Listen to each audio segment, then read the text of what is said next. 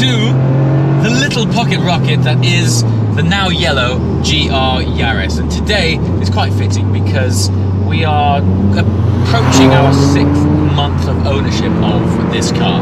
And as a result, Oakmere Group, which is where we bought the car from originally, have invited us back to have its sort of halfway checkup, check it out, service it, make sure it's all cool. And while we're there, because these guys have a plethora of different cars in stock, we'll check out what's what. And then they very kindly said, while you're waiting, why don't you just take the keys to something and go for a drive?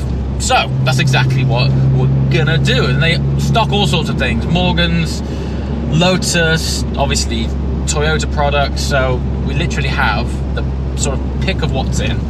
Right now, I don't know what that will be. So I'm actually quite excited to get there and go, is it possible to have the keys for that car? Let's head over, check it out. Oh, I got some cool things in here.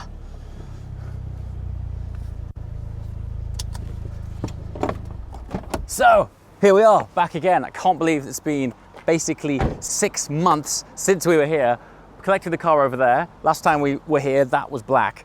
So lots have happened since then. Now, the point of being here is this is going to get its checkup. They're also hopefully going to give it a wash because we parked it under a tree and it's covered in sap, and that's not cool. Now we have the pleasure of walking around here and trying to identify a car that we think would be nice to share with you while we drive over to Prestbury shortly. So let's go and have a walk and talk and check out some special kit. All right, check this out. We are in a triangle of exclusivity. What I am surrounded by right now is a few final edition Exige, and I think it's really poignant that we are here because right now Exige stock is super thin on the ground. This is the only cars that they've got. They've got one more in their Prestbury showroom, but I want to talk about this thing.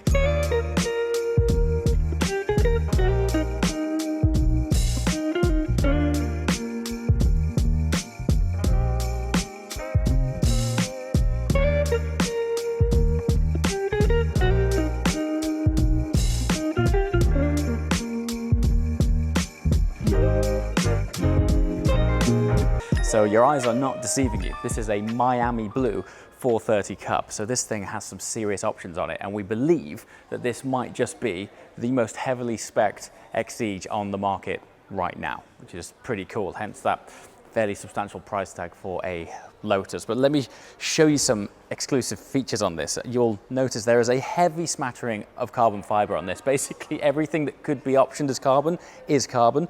If you join me down here though, one of the cool things about this is that it has these AP racing brakes on them, and that in itself is very cool for a track day toy. But these are what's known as the J-Hook designed AP racing brakes, and what it's designed to do is extract brake dust away so they don't get clogged up.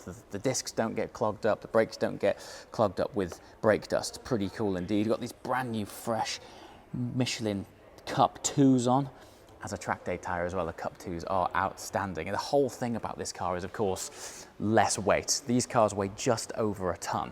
Supercharged. Look at this. Carbon roof. And they're so pure, aren't they? The interior on this is fully ticked with all of the Alcantara, all of the carbon. Look at the sills here. This is something you don't often see on a Lotus. It's also weird seeing Miami Blue on this car, but carbon kick plates, and this will never get old. The exposed linkage on the gearbox, it's just beautiful. What a place to be. Now then, speaking of this thing being an occasion, join me around the rear. These things sound fantastic anyway, but this, keeping in theme with the heavily optioned car, if we get right down here, look at that. Titanium exhaust system. Stunning thing. All right, welcome to the business end of the 430 Cup. As the name suggests, 430 horsepower, but this is from a 3.5 litre charge-cooled, supercharged V6. And the sound of the thing, honestly, it's a shame we can't get this out. This is probably one of the cars that I'm not allowed to take, which is a shame. Also, I wouldn't put them through the option of this one, because when I say it's at the back of the showroom, it's at the back of the showroom. But again, this is just an example of the measures gone through to make this car as light as it possibly could be.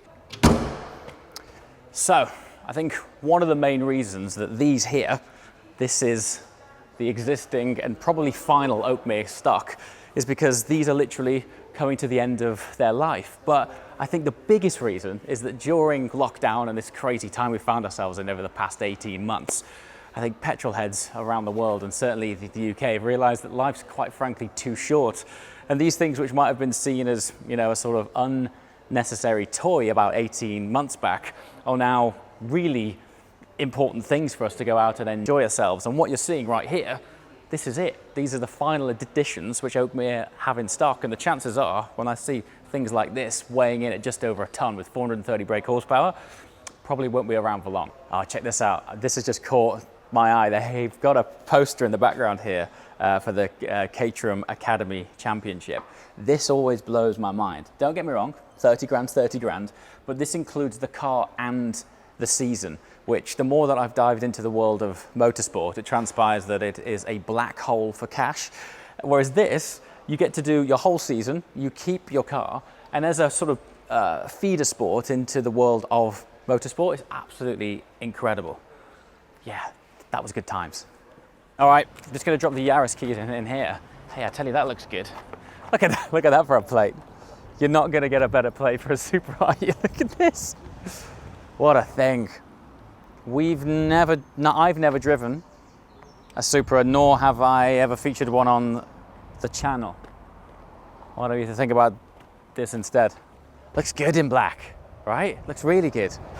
I want to find out what all of the hype is about. So with some luck, I'm going to exchange one Toyota for another one.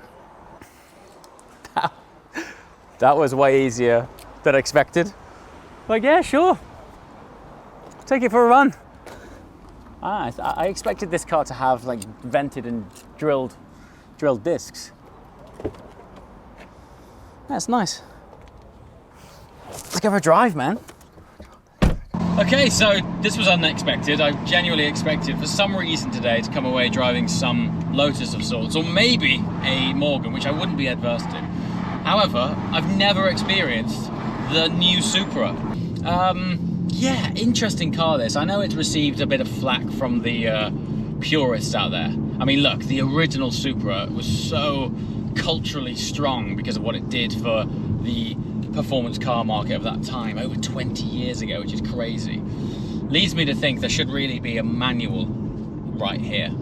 This is the 3-litre straight 6 version. I think it's 355 brake horsepower. It's a single turbocharger, and the majority of the components of this car, certainly from a drivetrain chassis point of view, were adopted from and collaborated with BMW, which is interesting considering what a Japanese automotive icon the original Supra is. That being said, BM boys know how to build a good car, but of course their chassis dynamics and 50-50 weight distribution have always been about sort of driving pleasure and enjoyment, etc. So when we get it on a decent B road in a minute, we'll find out what this thing is all about.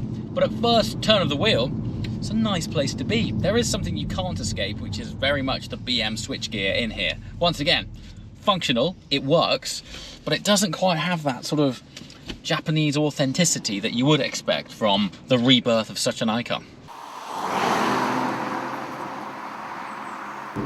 Okay, so here we go. There it is. All 335 of that turbocharged straight 6 power.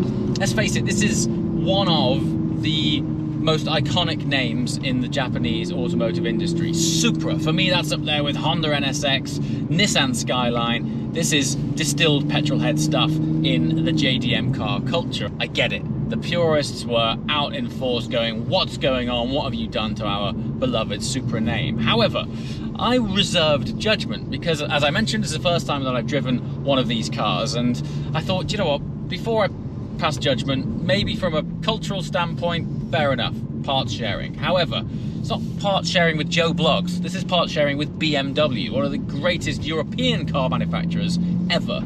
And if there was anyone who knows how to make a straight 6 engine go well, it's the Germans. Interestingly, I think a game changer for this car should be the manual gearbox, but it is running at 8-speed auto. It's more of a torque converter, conventional auto.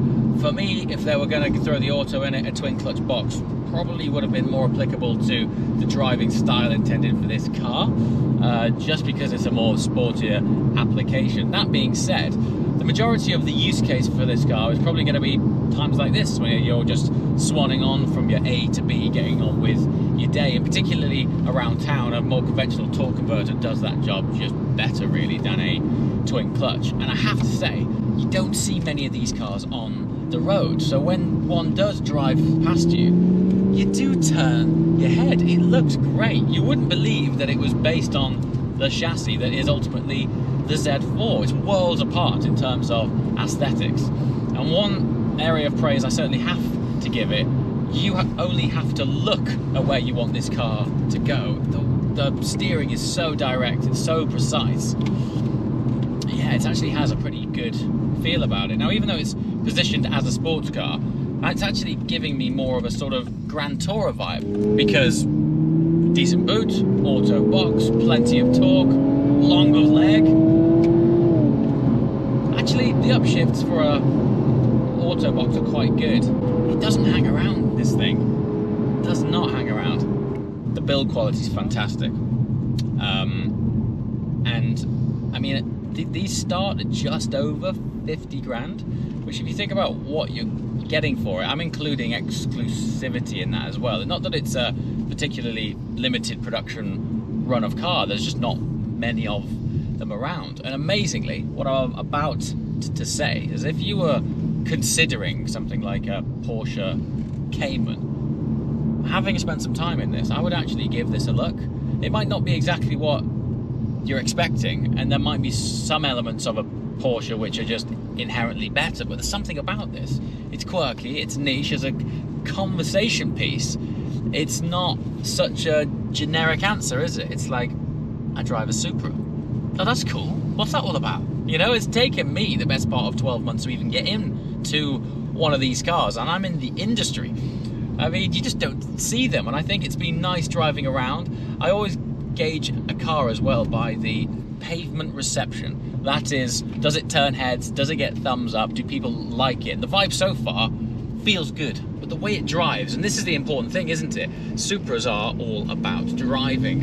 And this thing, once you get up it and you start to let it flow, the way it sounds, the way it feels, the engine has been specifically tuned by Toyota themselves to result in a driving characteristic that is more akin to what they wanted from this platform. And I'll tell you, I had my reservations, but once you've spent some seat time in it, it definitely does have a character unto its own. The driving position's great. Now, I haven't spent any time with this car on track, but I'm not sure you would class this as a track car. For me, the more time I spend in it, the more it actually feels like a sort of sports Grand Tourer. I mean, we've got a load of camera gear in the back right now that just, the boot just ate it all up. Now, one thing I would say is, because I'm so surprised at how this still feels its own entity, you've got to get in one. Now, I've spoken with Oakmere, who we picked up the car from, and they've said if you're in the area or you're really interested essentially in trying a Supra, get on down. This is their demo and you can experience one, which would be super cool. It's absolutely not. It's got a character absolutely all of its own. It really does. Very much so, and I think the secret with that car is just trying to get people in it. Yeah, it's the first. That was great. The rarity of them. Yeah. You don't see a lot of them. You don't. And when you do, I see people on the pavement like stop and like what is it? Yeah, exactly. A little looks mega in black as well. Yeah, so, it suits it well. Yeah. That number plate, you couldn't have got a better plate. Do you like that? It's brilliant. I'm impressed with that. Well, where do you go from there? That's it. Very cool plate, that is. Yeah. This place is cool. It's good, isn't it? It is, yeah. Absolutely. Brilliant. This is just about sports cars, so as I say, it's really just trying to, as much as anything, promote brand awareness and enable us to do events. To be fair, many of the, unfortunately, we opened this just as COVID happened. You're joking. So, I'm saying exactly the same thing. As sad as the whole situation's been, I think it's made people want to live life a bit. Absolutely. And that's what these cars are all about, right? And I think that's a great thing. I think particularly about the British sports cars is there's not loads of them around. Yeah. You tend to find the result of that the the residual values are really good. Yeah, so yeah, they're not excellent. actually an unsensible thing to spend money on. Don't get me wrong, we're never going to tell you to necessarily buy brand new cars and investments, but they certainly lose a lot less money, dare I say it, than a lot of the other cars out there residually. So I bet Exige is going nuts now. It's just end of the line, I think we've got 2 left that we can sell for the year or something now. That's so amazing. We've got one of the, That's so I think cool. probably the last 390 we'll ever sell in there from the final edition. Again, I think that's the thing that's kind of the big differentiator between the BMW and the Toyota, that they really wanted this to be very, very driver focused. Sure. You know, the steering on it's fabulous. Steering's so direct. It feels brilliant. It really does. As I say, it's just a question that people need to drive the thing to kind of a going on. But we love it. Cracking. It's all good. All right, mate. Well, I'm going to enjoy the rest of the afternoon in it then. Indeed. Thanks. Look after it for me. I will do. Cheers, buddy.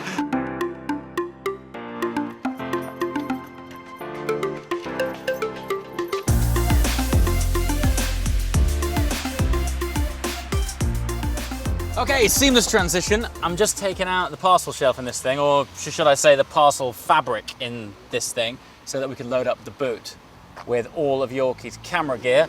Look how simple this thing is. It's not until you start interacting with these things that you realise where they saved all of the weight. I mean, look at this. Literally a piece of fabric for the parcel shelf. But when you drop the seats in here, it's remarkable how much space you actually have. It turns into a sort of small estate car.